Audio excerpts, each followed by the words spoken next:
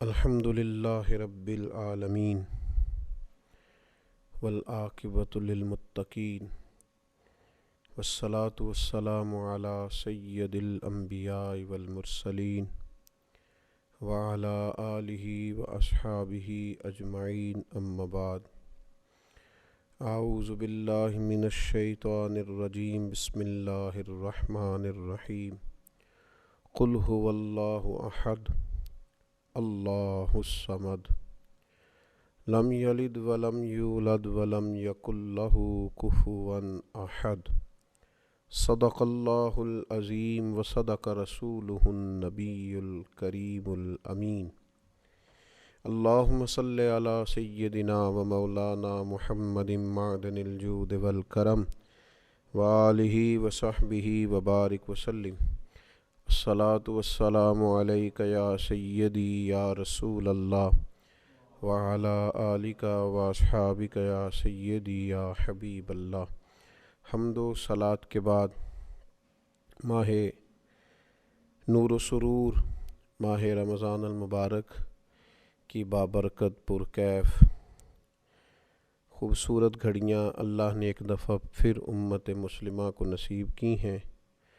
اللہ تعالیٰ اس ماہ مبارک کو عالم اسلام کے لیے باعث خیر و برکت اور اس کی رحمتوں کے صدقے اللہ تعالیٰ امت کو عروج اور باقپن عطا فرمائے۔ آج رمضان المبارک کی بابرکت گھڑیوں میں پہلی تربیتی نشست ہے۔ آج کی گفتگو میں عقیدہ توحید کے تعلق سے چند گزارشات آپ کی خدمت میں عرض کرنی ہیں، اور میں نے یہ عرض کرنا ہے کہ عقیدہ توحید انسان کی زندگی پر کس طرح کے روحانی اثرات مرتب کرتا ہے۔ جس عقیدے کا انسان ہوتا ہے، جس نظریے کو وہ مانتا اور جانتا ہے، اس کے لازمی اثرات اس کی روحانی زندگی پر ہوتے ہیں۔ اسلامی عقائد میں سے بنیادی عقیدہ عقیدہ توحید ہے۔ اللہ تعالیٰ کی ذات اور صفات میں اسے یکتا اور تنہا ماننا، ذات و صفات میں کسی کو کبھی شریک نہ ٹھہرانا، یہ عقیدہ توحید ہے۔ اسی نظریے کی تبلیغ کے لیے اللہ تعالیٰ نے تمام انبیاء کرام علیہم السلام کو مبعوث فرمایا۔ یہی عقیدہ توحید ہے جو نبی کریم صلی اللہ تعالیٰ علیہ وسلم کی کامل غلامی سے بندہ مومن کو نصیب ہوتا ہے، اور پھر وہ انسان کی زندگی میں اور اس کی طبیعت میں انقلاب برپا کر دیتا ہے۔ قرآن حکیم کی معروف، مختصر، جامع اور انتہائی بابرکت سورہ اخلاص عقیدہ توحید کو بیان کرتی ہے۔ اللہ کریم نے ارشاد فرمایا قل هو اللہ احد، تم فرماؤ وہ اللہ ہے اور وہ ایک ہے۔ اللہ الصمد، اللہ بے نیاز ہے۔ لم یلد ولم یولد، نہ اس کی کوئی اولاد ہے اور نہ وہ پیدا کیا گیا ہے۔ ولم یکن لہ کفوا احد، اور اس کا کوئی ہمسر نہیں، اس کا کوئی جوڑ نہیں۔ اللہ تبارک و تعالی وحدہ لا شریک ہے۔ اللہ تعالیٰ بے نیاز ہے، کھانے سے، پینے سے، تھکن سے، سونے سے، جاگنے سے، اونگ سے۔ اللہ بے نیاز ہے۔ اللہ تبارک و تعالی کی نہ کوئی اولاد ہے، نہ اس نے کسی کو جنا ہے، نہ وہ جنا گیا ہے، اور اس کا کوئی ہمسر نہیں۔ یہ مضبوط عقیدہ ہو۔ کائنات کا خالق، مالک، رازق، عزتیں اور ذلتیں جس کی حکمت کا تقاضا ہیں، وہ اللہ تعالیٰ ہے۔ اپنے بندوں پر نہایت مہربان ہے، کرم فرمانے والا ہے، رحمت کرنے والا ہے، غلطیوں سے درگزر کرنے والا ہے، دنیا اور آخرت میں اپنے بندوں پر رحمت کی نظر کرنے والا ہے۔ وہ کریم مالک جو دریاؤں میں مچھلیوں کو، جو بلوں میں چیونٹیوں کو، پتھروں میں کیڑوں کو، جو ہر کونے میں ہر مقام پہ بسنے والے انسانوں کو رزق عطا کرتا ہے۔ مالک حقیقی ہے، خالق حقیقی ہے، رازق حقیقی ہے۔ رحمان ہے، رحیم ہے، کریم ہے، ستار ہے، غفار ہے۔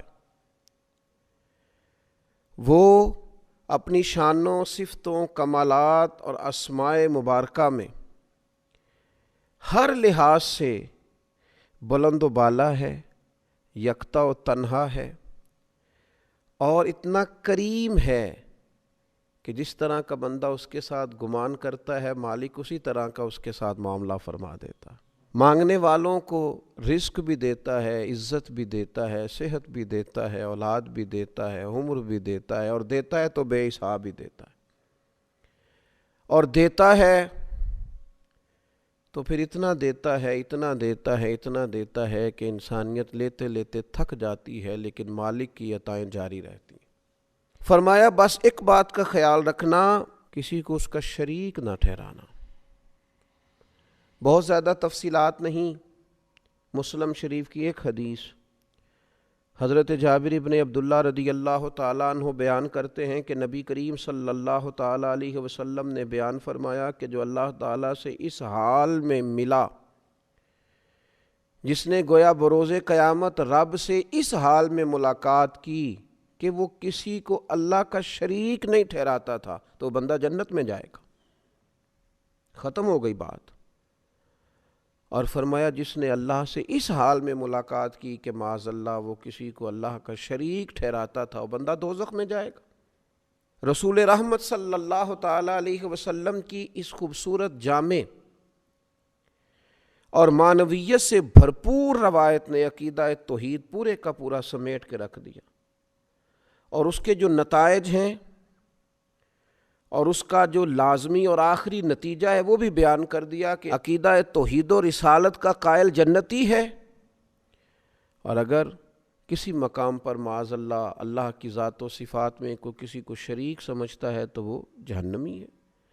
اب یہ عقیدہ توحید کہ انسان اللہ کو وحدہ لا شریک مانے، اللہ کو بے نیاز مانے، اللہ تبارک و تعالیٰ کو ہی رازق اور خالق مانے، اللہ تبارک و تعالیٰ کی ذات پر ہی اس کا بھروسہ ہو، پھر اگر عقیدہ توحید اس کا مضبوط ہو تو اس کی روحانی زندگی پر اس کے اثرات کیا ہوتے ہیں۔ 10 باتیں میں نے آپ کی خدمت میں عرض کرنی ہیں۔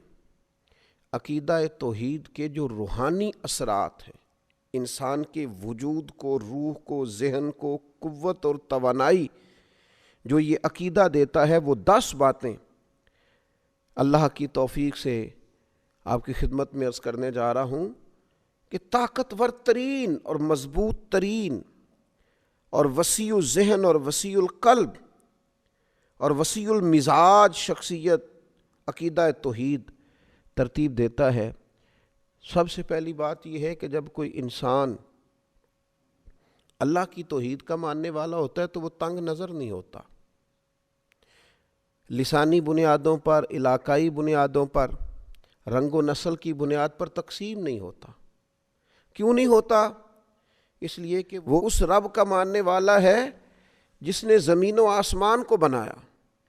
تنگ نظری نہیں پیدا ہوتی عقیدہ توحید کی برکت سے، تو مسلمان کبھی تنگ نظر نہیں ہوتا۔ عقیدہ توحید کا ماننے والا، توحید و رسالت کا ماننے والا، دروازہ رسول کی گدائی کرنے والا، اس کی سوچ بہت بڑی ہوتی ہے، دل بہت بڑا ہوتا ہے، اس کا مشرب وسیع و ظرفی ہوتا ہے، اس کے مزاج میں وسعت ہوتی ہے۔ اقبال کہنے لگے بازو تیرا توحید کی قوت سے قوی ہے، یعنی تیرے بازوؤں کے اندر جو طاقت ہے وہ اللہ کی توحید کی ہے۔ اب اس کا نتیجہ کیا ہے؟ بازو تیرا توحید کی قوت سے قوی ہے، اب تو کسی وطن میں بند نہیں ہو سکتا۔ اسلام تیرا دیس ہے اور تو مصطفی ہے، پھر ساری دنیا تیرا وطن ہے، چونکہ ساری دھرتی اللہ کی ہے۔ رسول پاک صلی اللہ تعالیٰ علیہ وسلم کا تو غلام ہے، تو مصطفی ہے، لہذا مسلمان عقیدہ توحید والا کبھی تنگ نظر نہیں ہوتا۔ وہ بڑی بات کرتا ہے، بڑی سوچ رکھتا ہے، بڑے ارادے کرتا ہے، بڑے منصوبے بناتا ہے، اس کی اٹھان بڑی ہوتی ہے، اس کا باکپن بڑا ہوتا ہے، اس کا بات کرنا بڑا وسعت رکھتا ہے، اس کے ظرف میں بڑی گنجائش ہوتی ہے۔ دوسری بات یہ ہے کہ عقیدہ توحید انسان کے اندر بلا کی غیرت پیدا کرتا ہے، اس لیے کہ عقیدہ توحید کا ماننے والا انسان یہ اچھی طرح جانتا ہے کہ تمام طاقتوں کا مالک اللہ تعالیٰ ہے، اس میں عزت نفس پیدا ہوتی ہے، وہ کسی کو خاطر میں نہیں لاتا، وہ کہتا ہے میں کسی سے کیوں ڈروں، میں کسی دنیا دار کے سامنے سہما کیوں رہوں، وہ کسی مقام پر بھی اپنی عزت نفس کو داؤ پہ نہیں لگاتا، کیونکہ طاقتوں کا مالک تو اللہ ہے، اللہ اکبر ہے، باقی سب انسان چھوٹے ہیں، پست ہیں، کو بڑا ہے تو صرف اللہ جل شانہ، یا وہ بڑا ہے جسے رب بڑائی عطا کرے، جسے اللہ عزت عطا کرے، جسے اللہ وقار عطا کرے، جسے اللہ تبارک و تعالی شان عطا کرے۔ پھر تیسری بات یہ ہے کہ عقیدہ توحید انسان کے اندر عاجزی پیدا کرتا ہے، متکبر نہیں ہونے دیتا، کیونکہ اس کا خیال ہوتا ہے انسان کا کہ میرے پاس جو کچھ بھی ہے میرے رب کا ہے، ذاتی تو ہے ہی نہیں، کسی غرور کا شکار نہیں ہوتا، اس کے پاس تو نعمتیں بڑھتی جاتی ہیں تو پیشانی اس کی رب کے حضور جھکتی جاتی ہے، اللہ تعالیٰ اس کو عطا کرتا جاتا ہے تو جیسے جیسے درخت کو پھل لگتا جاتا ہے ٹہنیاں جھکتی جاتی ہیں، اس کی عاجزی میں اضافہ ہوتا جاتا ہے، اور رسول کریم صلی اللہ تعالیٰ علیہ وسلم نے فرمایا جو اللہ کی رضا کے لیے عاجزی کرے اللہ اسے عزت عطا فرماتا ہے۔ عقیدہ توحید انسان کے اندر عجز پیدا کرتا ہے، اس کے مزاج میں جھکاؤ پیدا کرتا ہے، انانیت، تکبر، ان بیماریوں سے اسے نکال دیتا ہے۔ چوتھی بات یہ ہے کہ عقیدہ توحید رکھنے والا انسان وہ جانتا ہے، وہ اس بات کو سمجھتا ہے، اس کا ذہن بن جاتا ہے کہ مجھے کبھی بھی عقیدہ توحید کا رکھنے والا انسان کبھی بھی ناانصاف نہیں ہوتا، ظالم نہیں ہوتا، وہ عادل ہوتا ہے، ناانصافی نہیں کرتا، کیوں کہ اسے پتہ ہوتا ہے اگر میں تھوڑی سی یہاں ناانصافی کروں گا تو میرا مالک مجھے دیکھ رہا ہے، صبح قیامت انصاف کر دے گا، ہر ظلم کا حساب دینا پڑے گا مجھے، قیامت کے دن اللہ کے حضور حاضر ہونا ہے، لہذا عقیدہ توحید انسان کو منصف مزاج بنا دیتا ہے۔ اللہ رسول کے ماننے والے کبھی بھی ظالم نہیں ہوتے، ناانصافیاں نہیں کرتے۔ پھر پانچویں بات یہ ہے کہ عقیدہ توحید کا ماننے والا شخص جو ہوتا ہے نا،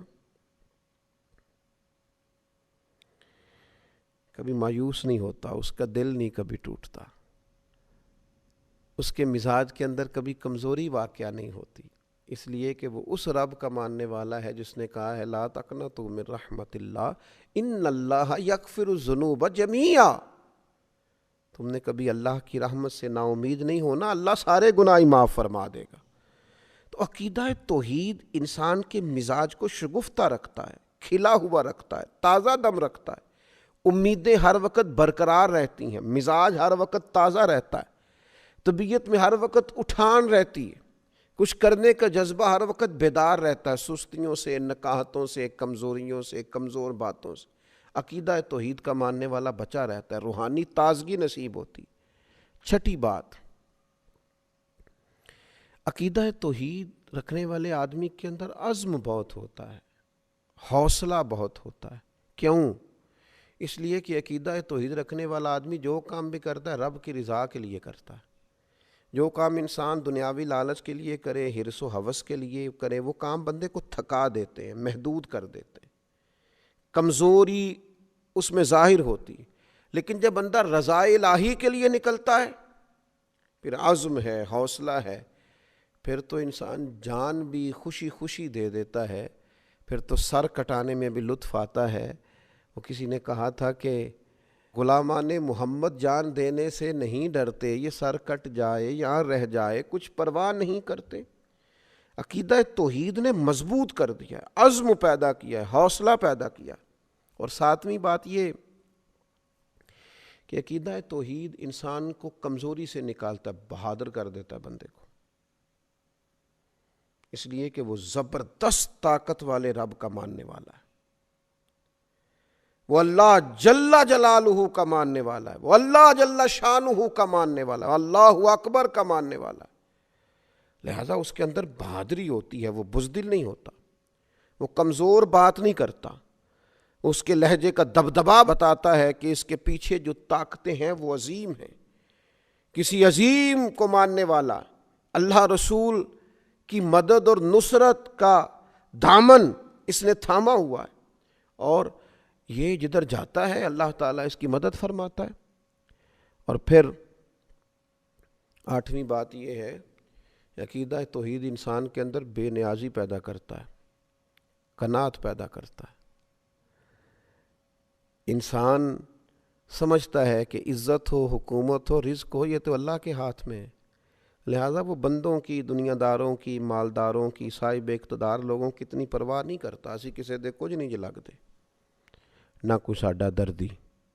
وہ کہتا ہے سب تو اللہ نے دینا ہے، میں رب رسول کی بارگاہ کی طرف رجوع رکھوں گا، میں ادھر ادھر دنیا داروں کے دروازے پہ. ایک شان بے نیازی.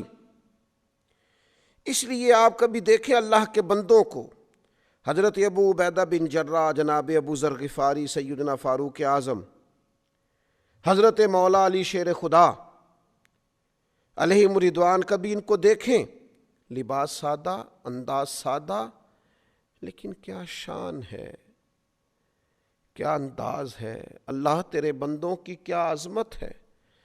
جہاں بیٹھتے ہیں رونقیں نرالی ہیں، جو ارادے کرتے ہیں ان ارادوں میں طاقتیں خدائی ہیں، بے نیازی ہیں، بے پرواہ ہیں دنیا سے. اپنے رستوں کا تعین خود کرتے ہیں، ہواؤں کے رخ پھیر دیتے ہیں. عقیدہ توحید نے بے نیاز کر دیا. اقبال کہنے لگے دو عالم سے کرتی ہے بیگانہ دل کو، عجب چیز ہے لذت آشنائی. جب سے مالک تیرے ساتھ آشنا ہوئے ہم تو دنیا سے بے نیاز ہو گئے، بیگانہ ہو گئے. اور پھر 9ویں بات یہ ہے کہ عقیدہ توحید کا ماننے والا قانون کا پابند ہوتا ہے، اس لیے کہ اسے پتہ ہوتا ہے میرا اللہ ہر حال میں مجھے دیکھ رہا ہے. اسے پتہ ہوتا ہے اللہ ظاہر کو بھی دیکھتا ہے، باطن کو بھی دیکھتا ہے. لکھا ہوتا ہے نا کیمرے کی آنکھ آپ کو دیکھ رہی ہے، محتاط رہنا. تو جسے یہ یقین کامل ہو میرا رب مجھے دیکھ رہا ہے، کسی قانون کی خلاف ورزی نہیں کرتا. اپنی حرکات کو، سکنات کو، صبحوں کو، شاموں کو، جلوتوں کو، خلوتوں کو اللہ رسول کے قانون کا پابند رکھتا ہے، کیونکہ عقیدہ توحید کا ماننے والا ہے. اور 10ویں بات یہ کہ عقیدہ توحید انسان کے اندر قوت اور مساوات کو پیدا کرتا ہے. انسان سمجھتا ہے یہ ساری مخلوق اللہ کی پیدا کرتا ہے، وہ کسی کو حقیر نہیں جانتا، لوگوں سے پیار کرتا ہے. رب کی مخلوق اسے اچھی لگتی. الخلق و یال اللہ، حضور نے فرمایا مخلوق اللہ کا کنبہ ہے. جب وہ عقیدہ توحید کا قائل ہوتا ہے پھر اللہ کی مخلوق سے پیار کرتا ہے، پھر مساوات کرتا ہے، پھر انسانوں کو حقیر نہیں جانتا. پھر وہ اللہ کے بندوں کو، مسلمانوں کو، رسول کریم کے غلاموں کو غلامی کی نسبت سے ساتھ بٹھا کر فخر محسوس کرتا ہے. کسی بھی مسلمان صحیح العقیدہ کو پاس بٹھا کے اسے گھٹن محسوس نہیں ہوتی. یہ 10 باتیں ایسی ہیں جو روح کو تازہ کر دیں، جو طبیعت میں ایک نورانیت پیدا کر دیں، جو مزاج کو شگفتہ کر دیں. یہ کب نصیب ہوتی ہیں؟ جب عقیدہ توحید ملتا ہے. 10 باتیں عرض کی ہیں. اللہ تعالیٰ مسلمانوں میں یہ پیدا کر دے، ہمارے دلوں کو ٹھنڈا کر دے. اور آپ یقین کریں اگر یہ 10 باتیں پیدا ہو جائیں تو انزائٹی بھی گئی، ڈپریشن بھی گیا، ٹینشن بھی گئی. اور یہ جو کہا جاتا ہے کہ فلاں میری بات نہیں سن رہا، فلاں میرا خیال نہیں رکھتا، ان ساری باتوں سے انسان گیا. جس کے پیچھے رب رسول ہوں اسے کسی اور کی حاجت رہ ہی نہیں جاتی. اللہ تبارک و تعالی عقیدہ توحید و رسالت کی مضبوطی عطا کرے. وما علینا الا البلاغ المبین.